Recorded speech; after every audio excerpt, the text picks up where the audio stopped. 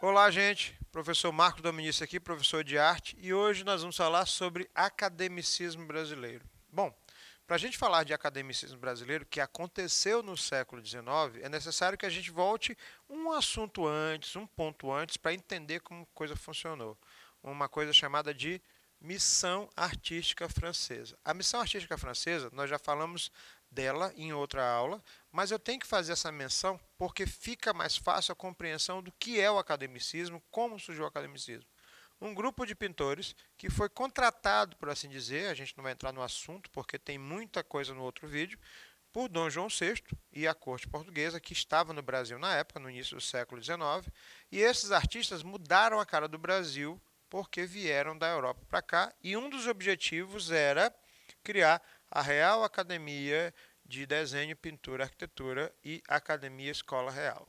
Inicialmente foi chamado de Escola Real de Ciências, Artes e Ofícios, que esses pintores franceses, da missão artística francesa, iriam ser professores, formar novos artistas, ou melhor, formar pessoas como uma faculdade, uma universidade que ensinasse desenho, pintura, arquitetura. Então a pessoa entrava nessa escola e passava uma quantidade de tempo X para se formar como desenhista, como pintor, como escultor.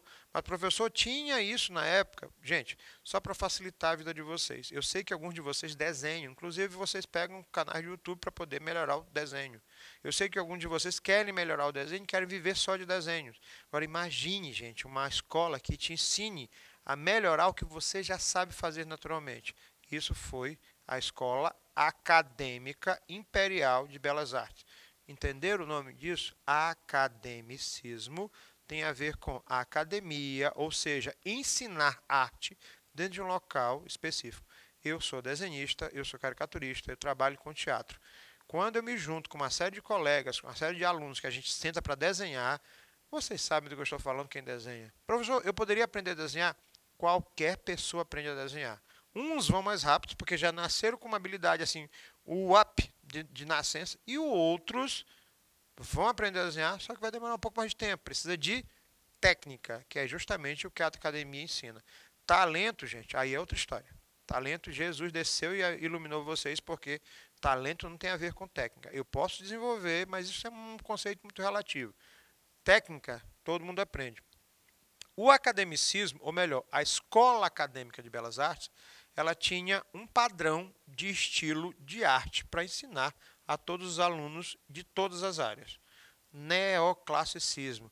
Ah, agora eu lembrei, o neoclassicismo é aquele da Europa, do início do século XX, isso. E esses pintores que eram franceses vieram para cá, para o Brasil, e trouxeram o neoclassicismo. Só que aqui no Brasil a gente não chama de neoclassicismo. Como o neoclassicismo na pintura, na escultura, no desenho, na aquarela é chamada, é uma técnica de ensino, é uma formatação de ensino, aqui no Brasil o neoclassicismo ensinado na Escola de Belas Artes, na Academia de Belas Artes, é chamada de academicismo brasileiro. Agora eu entendi, certo? Meninos, meninas, estudo para a partida de Monção de Almeida Júnior, gravem este nome aqui. Isso aqui é a história do Brasil contada visualmente por artistas do final do século XIX. Por que se sabe tanto sobre o século XIX no Brasil? Porque teve muita gente para pintar, desenhar, esculpir, fazer aquarelas, construir com o que era ensinado naquela época. O Brasil fez assim, ó. O Rio de Janeiro cresceu gigantescamente.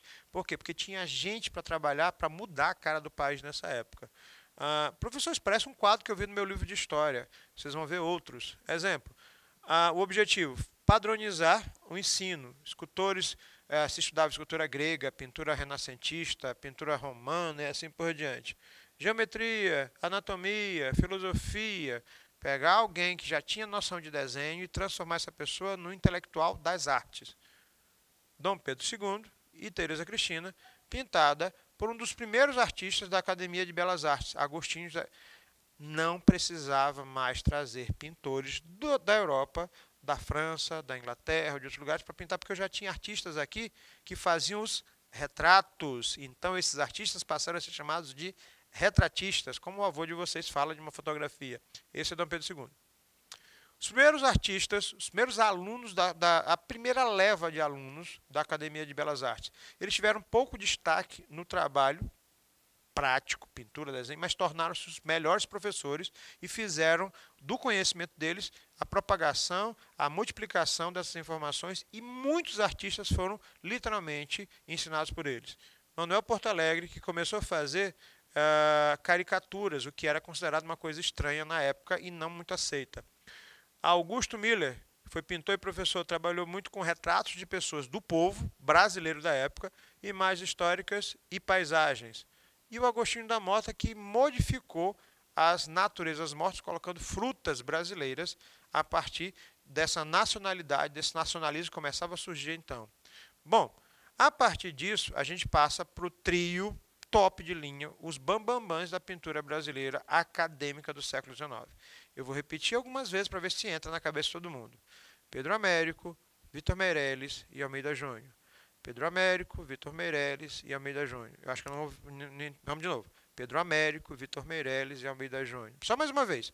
Pedro Américo, Vitor Meirelles. É o tempo da minha intérprete fazer a datilogia. Acho que é isso o nome, eu esqueci.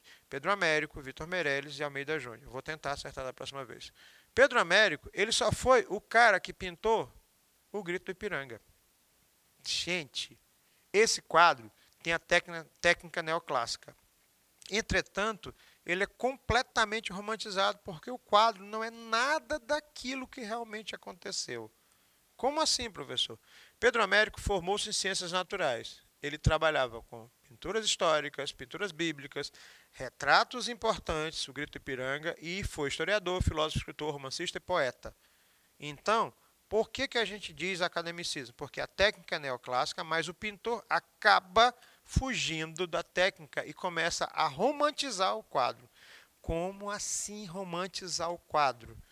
Dom Pedro I, quando deu o Grito da Ipiranga, né? Isso aqui não é novela que vocês assistiram, isso aqui não é o filme que alguns de vocês assistiram, não estava em cima do cavalo, não tinha guarda dos dragões imperiais ao redor, não tinha... Gente, o acontecido, na verdade, é bem diferente. Até porque esse quadro foi pintado 20 anos depois do acontecido, 10 anos depois, 15 anos, muito tempo depois do acontecido. O quadro é gigante, característica do academicismo. O quadro tem 7 metros de base por 4 metros de altura, é enorme. E mais ainda, no quadro, alguns alunos ficam surpresos com isso aqui. Olha só. De onde surgiu esse coração, professor? É justamente como o artista romantiza a ideia do coração, do centro, do amor, da paixão da obra em si. Ah, eu nunca tinha percebido isso. Por quê? Porque o quadro não é que ele seja uma mentira, ele é uma idealização de um fato acontecido. Academicismo brasileiro. Professor, fui enganado esses anos todos. Você não foi enganado, você só não sabia ler a obra. É a única de Pedro Américo que tem essa viagem? De maneira alguma. Tiradentes esquartejado. Eu não vou entrar na aula de história aqui e falar sobre Tiradentes, nem levantar hipóteses, porque vocês já fizeram isso com o professor de história. Entretanto, quando você olha o quadro, choca. Por quê? Tiradentes foi enforcado, o corpo de Tiradentes foi todo esquartejado, só tem um detalhe. Alguém já tinha percebido isso? Que as partes esquartejadas de Tiradentes formam um mapa que ninguém conhece aqui no país. É o mapa do Brasil, é óbvio. E mais ainda, alguém conseguiu perceber que o rosto de Tiradentes é uma reprodução da imagem de Jesus Cristo, tanto é que ele coloca o crucifixo com o Cristo do lado. Então eu não tenho mais uma figura, eu tenho uma arte. Eu não tenho mais uma pessoa, eu tenho um símbolo. Eu não tenho mais uma obra, eu tenho uma significação com outras características. Teoria neoclássica, tema mais romantizado. Por quê? Porque ele é idealização com outras visões. É como se a gente pegasse o romantismo europeu, o neoclassicismo europeu, o realismo europeu, enrolasse tudo num pacote e colocasse para ensinar na Escola de Belas Artes, e a gente vai dando nosso jeitinho, nossa cara brasileira, nossa marca registrada brasileira. Vitor Meirelles, já falei de Pedro Américo, agora vou falar de Vitor Meirelles, que é um dos nomes mais importantes da pintura brasileira. Nota, esse pintor aqui, nós temos 2 ou 3 quadros do acervo de Gonçalves Dias, o poeta Gonçalves Dias, o escritor Gonçalves Dias.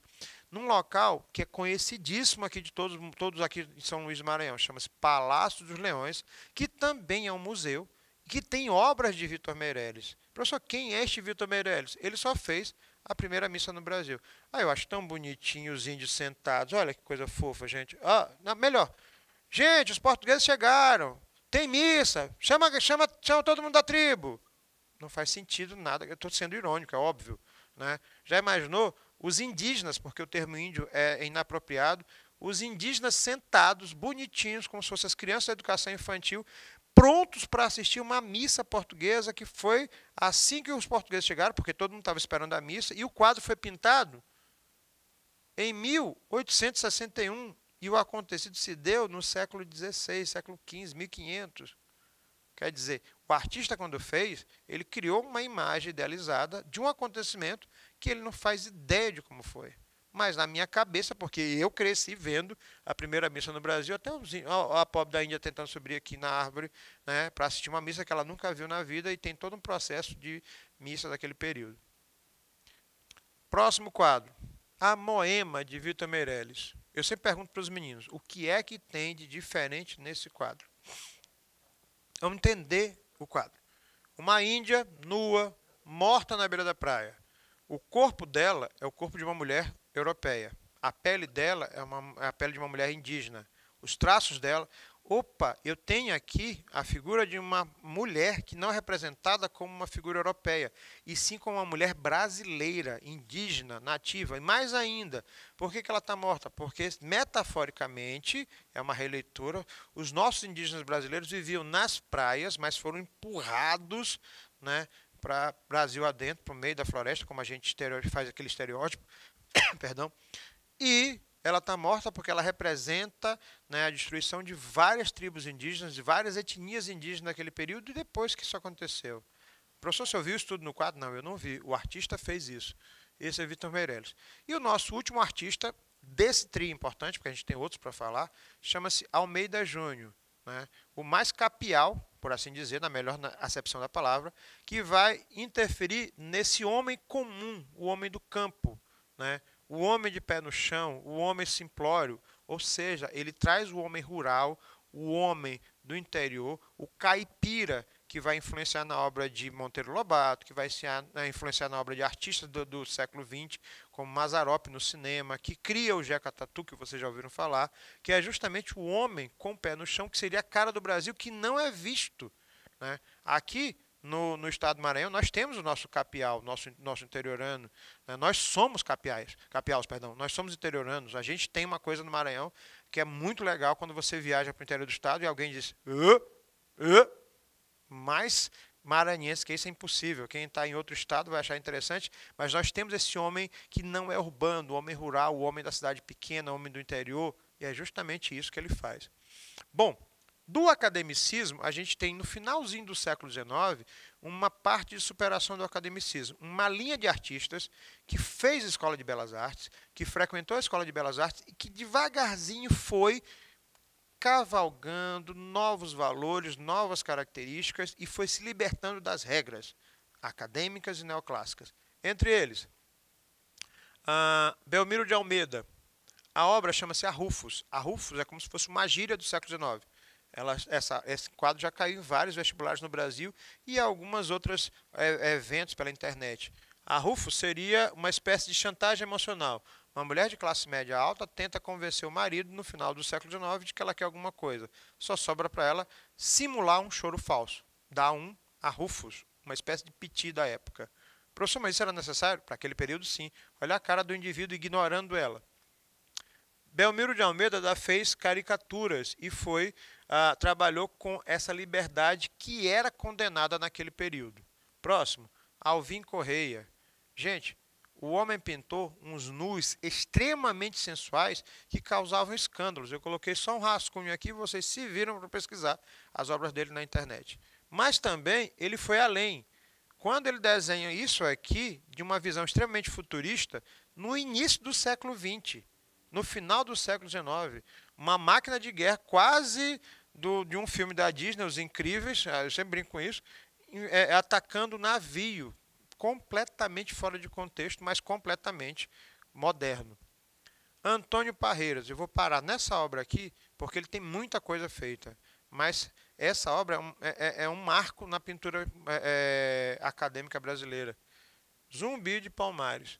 Gente, o tema representado é zumbi, um homem preto, um escravo fugido, alguém que representa uma simbologia de liberdade, né, e de busca desse novo contexto. E aí ele vai e coloca isso num quadro. Ele estava pedindo para arranjar confusão. Tanto é que essa visão, né, dele trabalha muito com temas que são ao mesmo tempo históricos, mas também que impactam com a sociedade da época, né?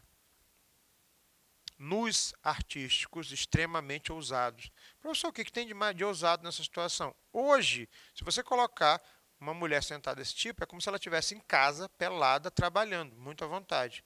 Mas a intimidade dela foi violada, porque ela não pediu para ninguém.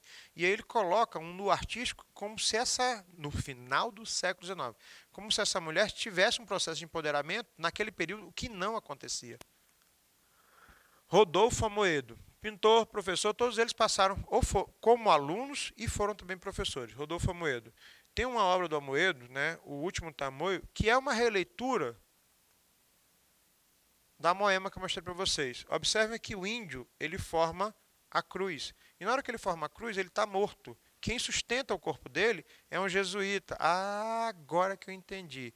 Jesuítas que destruíram a cultura indígena naquele período, por causa de um processo de catequização. O índio, o tamoio, a tribo, a etnia que não existe mais, morta na beira da praia pelo invasor, colonizador, o europeu. Então tem toda uma leitura no corpo, assim como outro quadro. Ah, e também como ele trabalha retratos quase hiperrealistas para aquele período. Nós tivemos um impressionista no Brasil? Tivemos. O nome dele é Eliseu Visconti.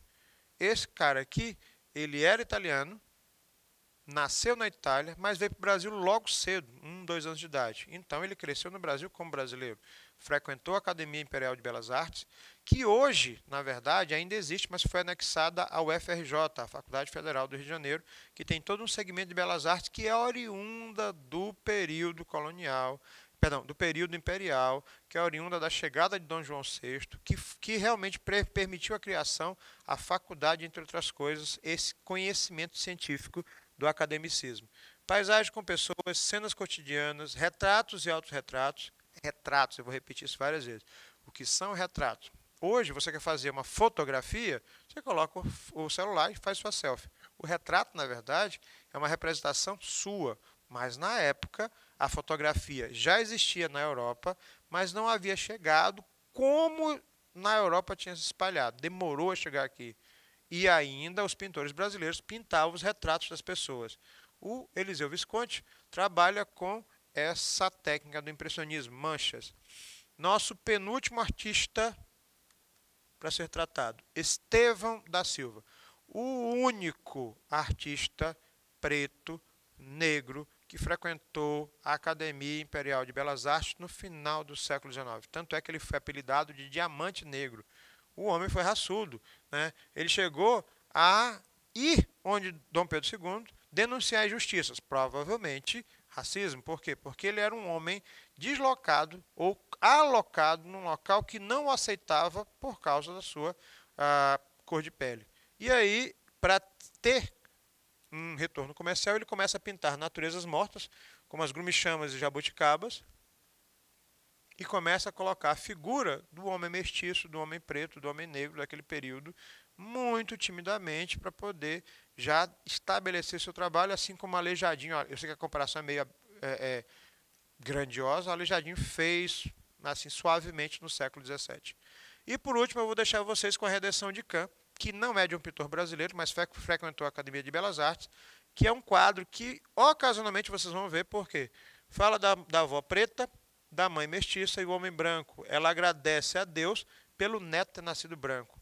É um quadro que faz com que esta mulher preta sinta-se culpada por ser preta, né? E ela agradece a Deus porque o neto dela não vai passar pela mesma coisa, né, que ela passou.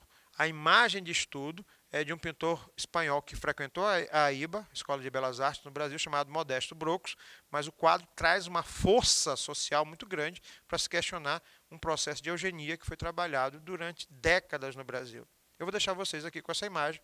Um abraço. Fui!